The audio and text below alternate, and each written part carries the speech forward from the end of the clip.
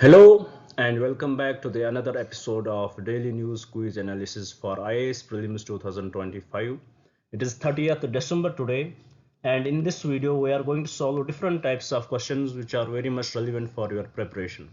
Before we'll start solving these questions, I would like to give the brief introduction about it so that if you are new to this channel you will get more connected with it. And if you are regular visitors of our channel, I would recommend you guys to straightforward few minutes so that you will directly jump to the question discussion part. Now coming back to our introduction, we try to discuss every day in this video, we try to discuss three types of questions if we will break them into the categories. In the first part of our discussion, we discuss questions with respect to the current affairs. What we do every day, we try to take up the most important articles from the newspapers, we break them down into the simplest language possible, and we derive the possible prelims based questions which can be framed from that particular article. So this is what we discuss in the first part of our discussion. After discussing questions with respect to the current affairs, we move to the another part of our discussion where we take up the topics from static part. What we do, we take up static topics every day here, and we had started with Indian polity. Right now we are discussing the fundamental duties, so that in today's lecture we are going to take a small article from fundamental duties and discuss that and try to find out how UPSC faculty can frame a possible question from that particular part of the fundamental duties. So this is what we are going to do in the another part of our discussion. After solving questions with respect to the current affairs and static part, we shift our approach towards the last part of our discussion where we take a few previous year questions. Try to discuss few previous year questions. We try to find out what are the methods by which we can solve these questions. If we don't have the proper knowledge, how still we can solve these questions. We try to find out what is the vocabulary used by UPSC, how they try to deceive the aspirants, and how we can implement this knowledge in the upcoming exam. So this is in a nutshell what we do in this video. Now before we'll start solving these questions, I would like to request you guys few things which I believe if you will follow, it will help you in many ways. That is, first of all, what you should do if you are preparing for next year's exam, you should start noting down these questions, or at least take the screenshot of these questions. Develop your own question bank. If you have your own question bank, it will help you in many ways. When your exams would be near, I'm talking about the month of April and May, when only few days are left for your exams, and at that time the anxiety level is at its peak. I was at your place, I know what we go through. We want to revise our current affairs, we want to go through the static part, we want to at least see what were the previous questions, but time does not permit us at that time because we have to go through the lot of things which are not practically possible to do in that particular time frame. So if you have these questions with you at that time, you would just revise these questions, you would just go through these questions. These questions would definitely connect you with the current affairs, they will connect you with the static part, they will connect you with they will give the analysis of previous year questions, and definitely it is going to boost your confidence. And also, who knows, as this is the same source where from the UPSC is going to ask you the questions, maybe there are many questions which can coincide. We are doing this from last 6 months now, we had discussed lots of questions here. Maybe there are many questions which can coincide, or if not the questions, but the statements can coincide. Even if not the statements, but the concepts would definitely coincide. And if you have the last view at these concepts, it is going to help you in a very best way possible, and it is going to help you clear the exam.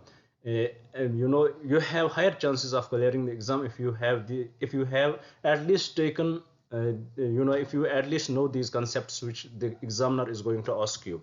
So being on the better side, it would be good for you if you have these questions, if you will go through these questions before the exam, as I already told you how it can help you. Now with this, I would like to request you guys, please do subscribe the channel, share it with your friends so that they may also get benefited from this initiative, and do write in the comments what do you feel about the initiative. If we are lacking somewhere, we will improve ourselves. If we try to make everything very much clear, but we are humans, we may tend to make mistakes. we may not be able to clear your confusion by in one go, but please do write in the comments. We will try our best to clear your confusions. If we had made any mistake anywhere, we try our best to not make any mistake. If any mistake is found, please do write in the comments. We will try to clear that. With this, let's have a look at the first topic, which first question which we had brought today. Here the question is about the Siang Upper Multi-Purpose Project. You may ask me a question here, sir. What was the need of this question here? Why do we bring this question here from nowhere? Why we are discussing this question? Why is this question important to us?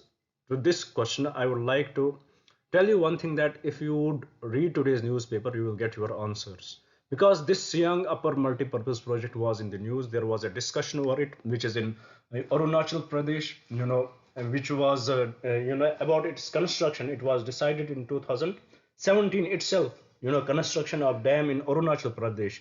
But yet we had not completed it yet. There are various discussions happening over it.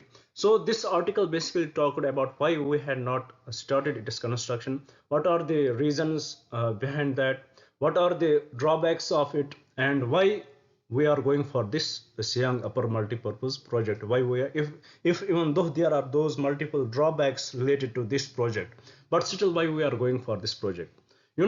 To answer this question, I will take you a few days back. We discussed about the multi-project, a hydroelectric project from China on the Brahmaputra River, which is in India, and the same river is called Yurlong Sang River in China. So they were going to build a dam there, a hydroelectric dam, which is going to be the largest dam there. And they had already started. They had invested $137 billion in the production, in the production of that project, in the production of that dam. And that does not go well with India. And we saw in our recent interaction when we did over that dam, we saw that how Chinese officials, they tried to convince India and Bangladesh that they are not going to misuse that against India. But we know it is China's project, and China can use it against India. China can do the water bombing against India. They can weaponize this water against India. They can control the flow, as we are the riparian state. China has the upper limit with respect to, has the upper hand with respect to that. So in this regard, we already knew that China is going to build that. So in this regard, we have brought up the Siang Upper Multi-Purpose Project. So what it will do, it will be an irrigation. It has various advantages. This Siang Upper Multi-Purpose Project, it has various advantages. It will be an irrigation project. It will help in irrigation. It will also help in hydroelectricity. It will also be an hydroelectric project. But once, if the China will try to misuse the water, if they will increase the flow of the water to the riparian states in India, especially Arunachal Pradesh or other states, then if we have this dam there, we can control the flow of that water which in case China is going to use against India. So in this regard, this is going to be very helpful for India. So with this, there was an article which discussed about why we had not started it yet.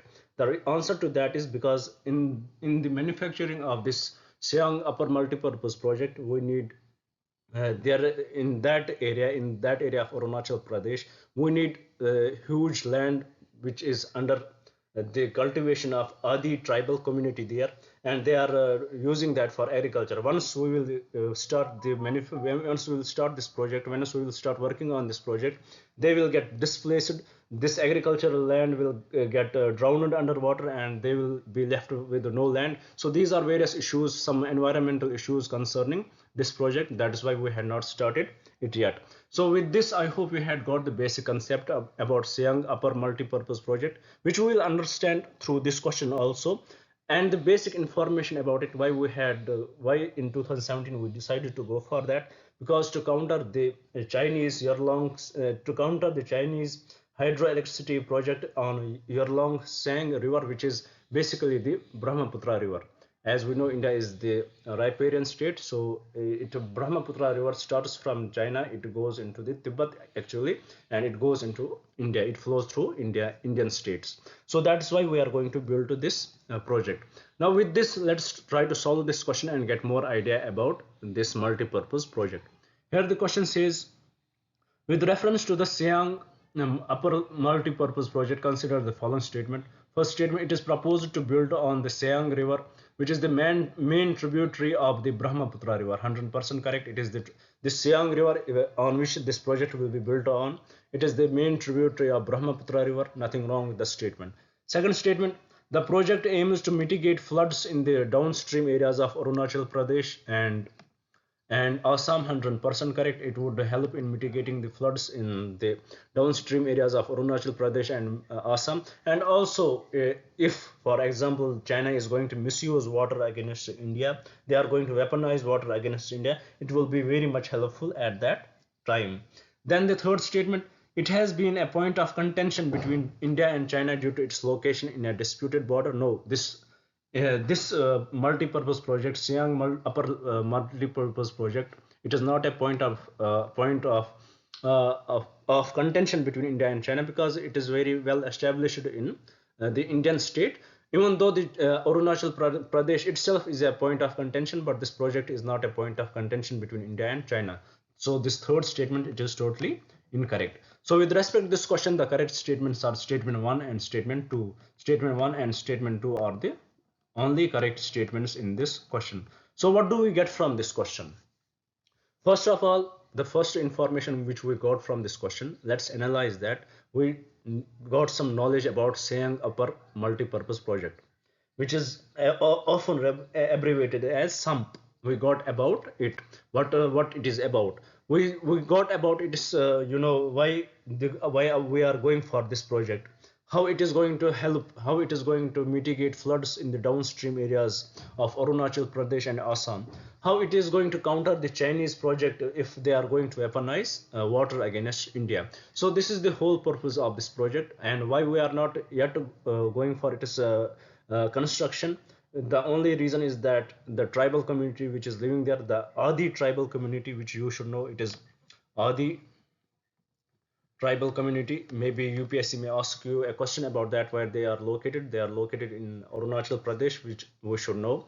This is the tribal community because they do agriculture in that particular area. And if this land will be given for this project, they will lose their agricultural land. So with this, I hope you had got every point with respect to this question. Now let's move to the another question and try to solve that. Here, the another question is with respect to the internet shutdowns.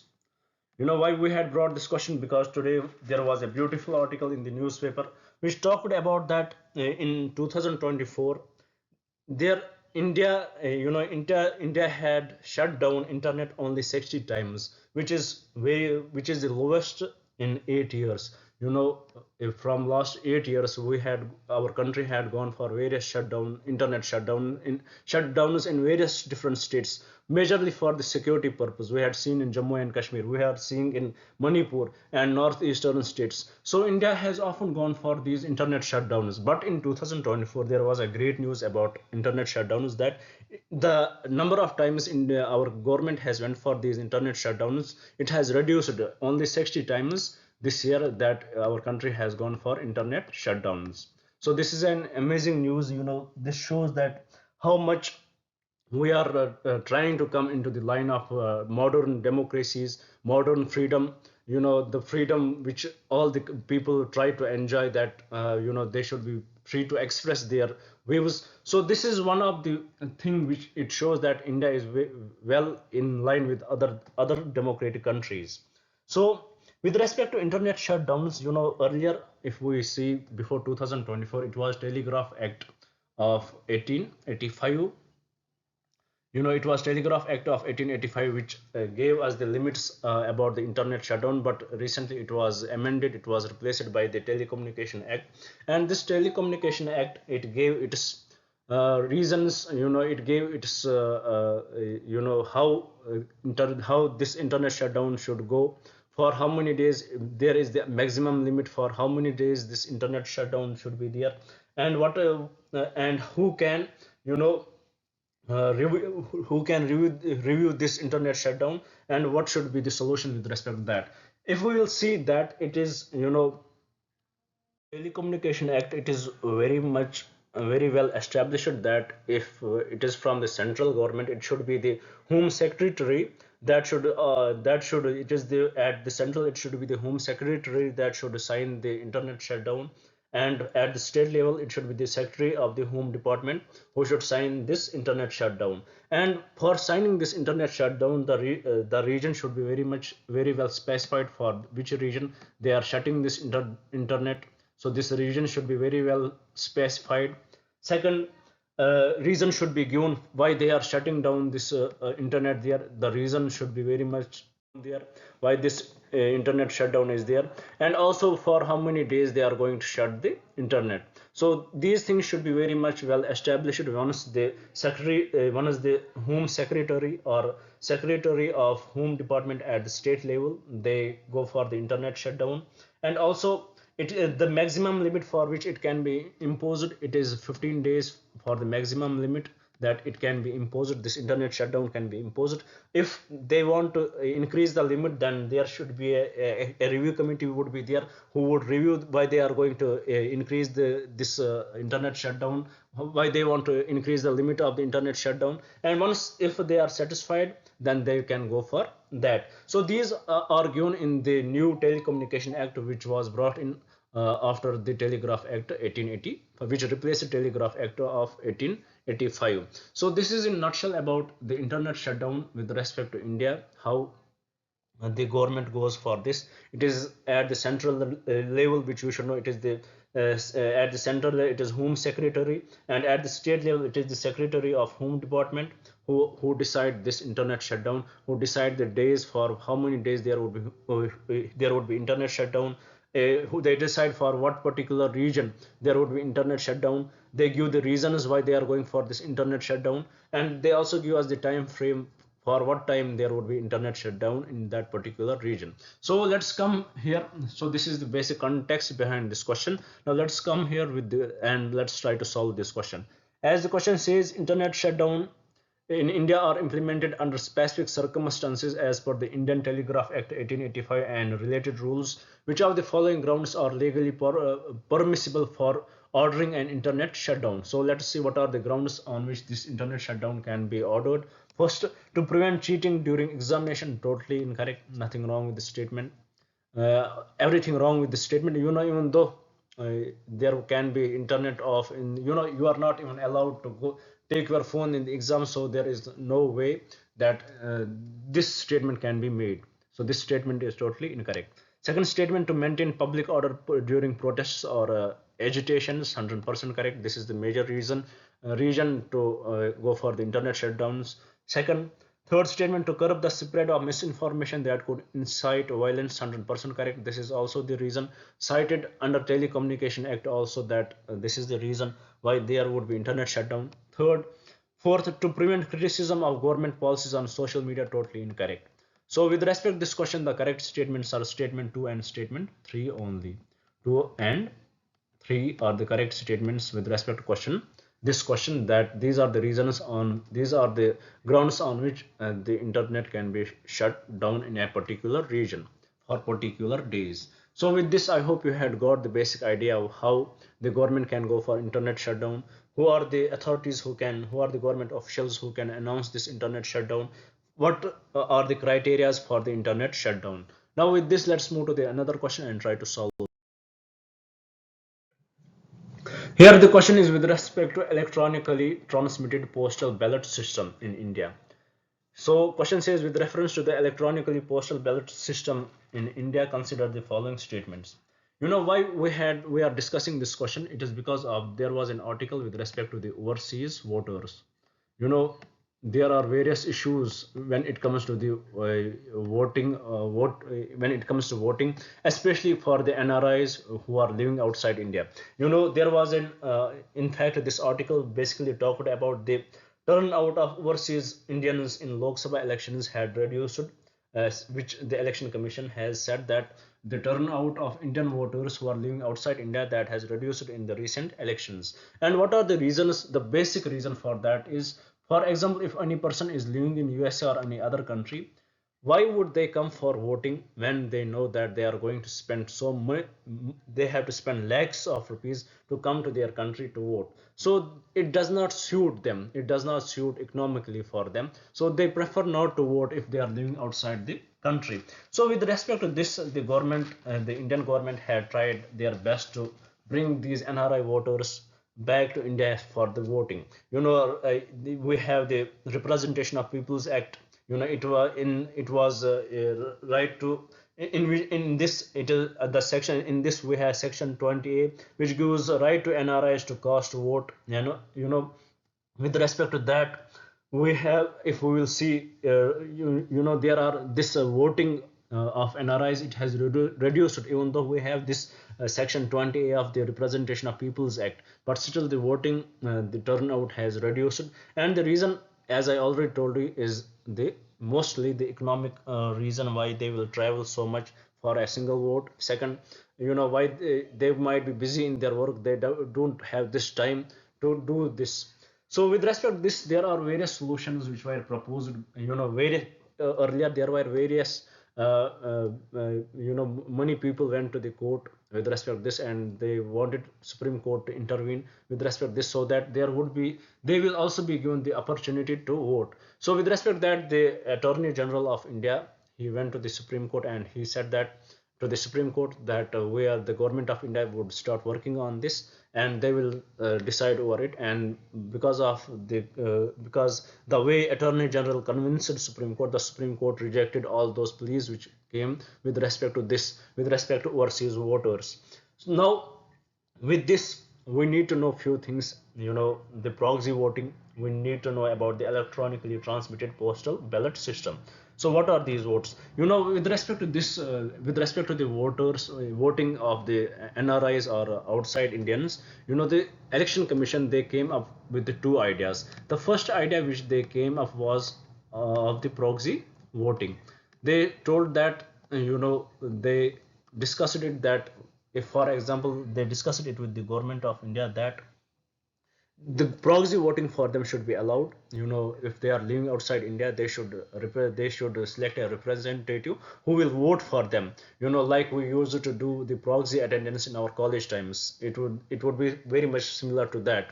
So to this, the Supreme Court, the government of India said direct no, because there are high chances that how would we know that this person, for what party he wanted to vote, and the person he has represented, maybe he is voting for some another party. So there are high chances of manipulation in that, matlab ki fraud ho sakta hai, high chances of fraud. So the government of India rejected that. Then the Election Commission of India, they came up with another idea of this ETPBS, which is electronically transmitted postal ballot system.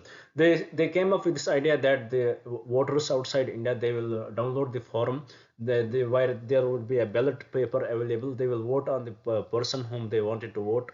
They will post it to the election commission, or they will post it to the authorities which are there, which are living in that country, the Indian authorities which are working in that particular country.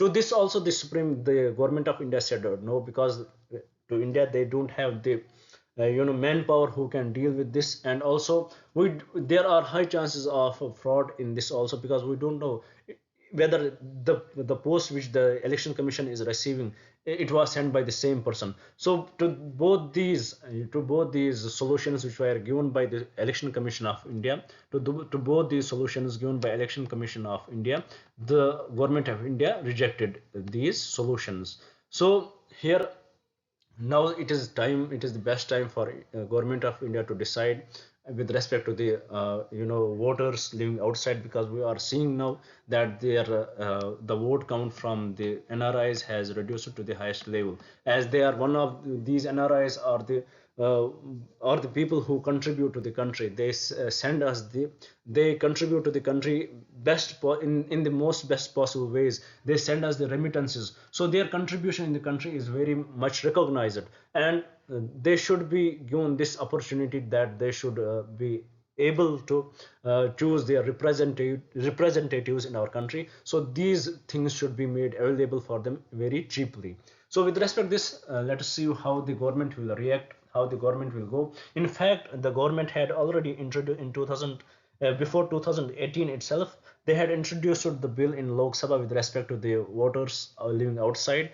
That was passed by the Lok Sabha, but but once that Lok Sabha, once the new elections came, and that the once that Lok Sabha got suspended, in fact dissolved, the bill also dissolved with that, and then it was not taken back by the government. So let's see how the government will deal with this. Now coming back to the question here, we need to know about the electronically transmitted postal ballot system. How does it work? It is basically still it is available to the servicemen who are living outside country. It is available to the armed forces. They are voting through this system. So let's try to understand what it is. Here the first statement it says electronically transmitted postal ballot system ETPBS is exclusively available to service voters including members of the armed forces, paramilitary forces and government employees posted abroad. 100% correct, nothing wrong with the statement. Second statement, under ETPBS, ballot papers are downloaded by eligible voters. As I said, they are downloaded by eligible voters who then cast their vote, correct, electronically through, this is the catch here, electronically through a secure online portal. Total incorrect, it is not a secure online portal. They in fact download the ballot paper, they choose the candidate, but they post it, or they will post it to the election commission, or they will give their in hand to the authorities living there. So it is not full electronic, it is not full online portal. So with respect to this question, this statement is totally incorrect. Coming to the third statement, it says the Election Commission of India developed ETPBS in collaboration with the Center for Development of Advanced Computing. 100% correct, nothing wrong with the statement. Fourth statement, ETPBS aims to enhance voter turnout and simplify the voting process for outstation voters. 100% correct, nothing wrong with this statement also. So with respect to this question, the correct statements are statement 1, statement 3 and statement 4, and from the code given below, the correct code would be option B. With this, I hope you had understood this topic itself. You had understood the reason why we discussed this topic, what are the various questions which were raised in the judiciary, how the Attorney General responded from the government side, how judiciary ended those pleas, how government introduced the bill with respect to these with respect to helping the voters outside, how it got dissolved once the election, when once the Lok Sabha dissolved, and how the election commission recommended two ways to solve this issue, and how the government rejected both the ways. Now with this, let's move to the another question and try to solve that. Here the question is about the space docking. You know why we are bringing this question? Because today ISRO is going to going for the experiment, that space docking experiment mission will they will do this space docking experiment mission today. You know the name of this is SpaceX, which we about this we had already discussed in detail. If you had followed me, you would definitely know that. It is SpaceX. They are going to do the experiment of this in the lower orbit, lower Earth orbit in the space. They are going to bring two spacecrafts which are named as SDX-01 and SDX-02. These two spacecrafts, they will dock these spacecrafts. That's why we had brought this question. And they, these are the two space SDX-01 and SDX-02. These are two spacecrafts. They will launch them today in the lower Earth orbit, and they will try to dock them, and they will also try to transfer the electricity between these two spacecrafts. So this would be the first experiment of India on space docking. And with this, we need to know about this term SpaceX, which is the experiment, which is the mission which ISRO has used for this purpose. And about this, which is the rocket ISRO has used, it is PSLV C60. It is the rocket which has been used by the ISRO for docking these satellites. Now I hope you had understood what this docking is. To connect these satellites, you would have seen different movies. For example, Passenger, maybe that is an interstellar movie, or Interstellar itself. You would have seen, especially in Interstellar, how they docked these satellites in space, on different planets, on the space of the different planets. So this is the basically the basic concept of docking. Now with this question we'll try to understand more about it. Here the question says, and I hope you had got the context here. Now let's solve the question. Here the question says, space docking, a crucial maneuver in space exploration, involves the joining of two spacecrafts in orbit. 100% correct. In this context, which of the following statements is are correct? First statement, hard docking refers to the initial temporary connection between two spacecrafts, while soft docking establishes a more secure airtight seal. It is totally incorrect, and it is totally you know and the first definition, it should be the soft docking, which refers to the initial temporary connection, and the hard docking, it establishes a more secure airtight seal. So it has been interchanged here. Soft docking and hard docking has been interchanged here. So first statement is totally incorrect. Coming to the second statement, the Apollo Soyuz test project ASTP in 1975 marked the first instance of international space station space docking involving spacecraft from the United States and the Soviet Union. 100% correct. This you should know. When it was the first time done, it was in 1975, and the name of the project was the Apollo Soyuz test project. This statement is correct. Coming to the last statement, it says automated docking systems rely on sensors, computers, and thrusters to automatically guide and connect spacecraft, reducing the need for manual control by astronauts. 100% correct, nothing wrong with the statement. And we had also discussed what are the different countries who had achieved this technology. It is USA right now, it is China, it is Russia. These countries had already achieved this technology, and India is in line of that. Let us see today whether India will achieve it or not. So with this, let's move to the another question and try to solve that. And this is the last question from today's discussion from the current affairs. Let's see what this question is. It is about the PM internship scheme, which was introduced in the July budget this year. You know why we had brought this question? Because under this scheme, 6.21 lakh applications had been 6.21 lakh applications had been received under this scheme. This scheme will give, under this PM internship scheme, it will provide the required skills which are required in the company. It will give the internship in the top 500 companies of our country, top 500 companies of our country. And under this scheme, the company and the government, they are going to provide the stipend to the applicants, to the workers, and that stipend amount would be 5,000 when added together. Under these 5,500 will be given by the companies, and 4,500 would be given by the government itself to these people to these internees. So this is in nutshell about this project. Now let's solve this question and get more idea about it. Here the question says, with respect to the PM internship scheme, recently in news, which of the following statements are correct? First statement, there is no age limits for applicants. Totally incorrect. The age limit is between 21 years to 24 years.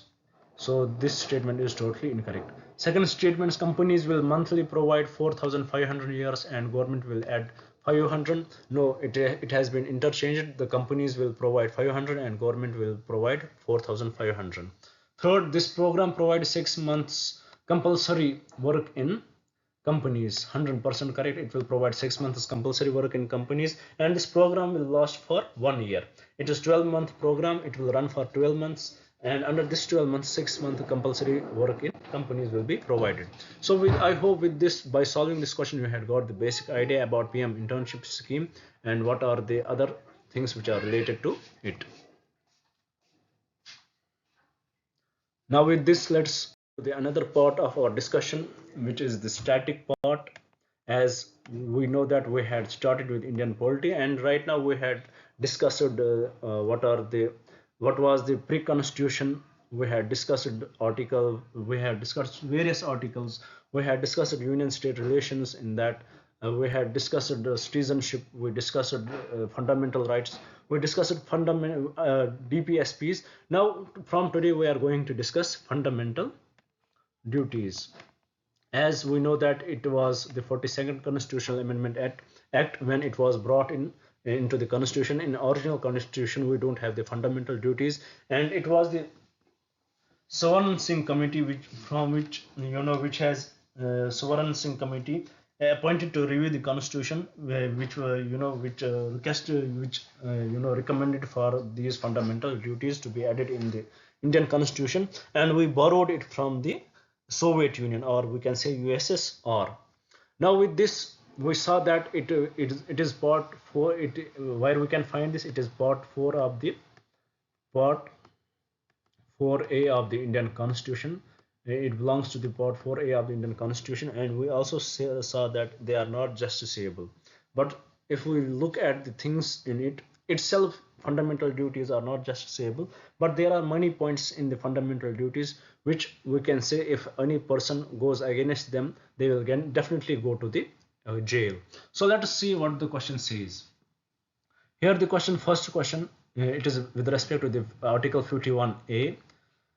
It says, which of the following is explicitly mentioned in article? Here we should know this term. Often UPSC tries to play with the aspirants by using such terms. We often even if we have the proper knowledge, but we often make these mistakes. We don't read the questions properly, and this is what we understand here. The question says, which of the following is explicitly mentioned in Article 51A of the Indian Constitution as a fundamental duty of every citizen of India?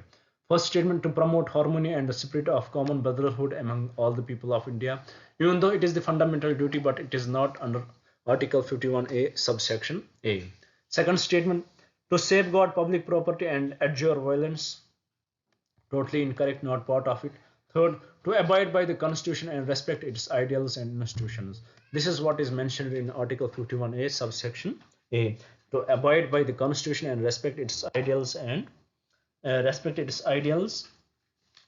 its institutions.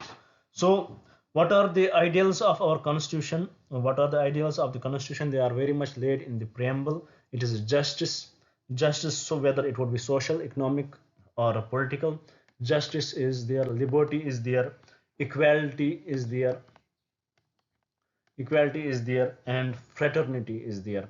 These are the ideals of our Constitution, which are very well framed in the Constitution itself, in the preamble of the Constitution. For example, justice, whether it would be social, economic, or political, liberty of thought, expression, belief, faith, and worship, then equality of status and of opportunity, and to promote among them all, and also fraternity, assuring the dignity of the individual and the unity and integrity of the nation. These are the ideals of our Constitution. And also the national flag and the national anthem, they should be respected. There should be the citizens of India should show respect towards the national flag, national anthem, the institutions of the Constitution. So with respect to this question, we had with respect to the Article 51A subsection A, I hope you had got the basic idea. What does it represent? It says to abide by the Constitution and respect its ideals and institutions. So with this, the correct option would be option C.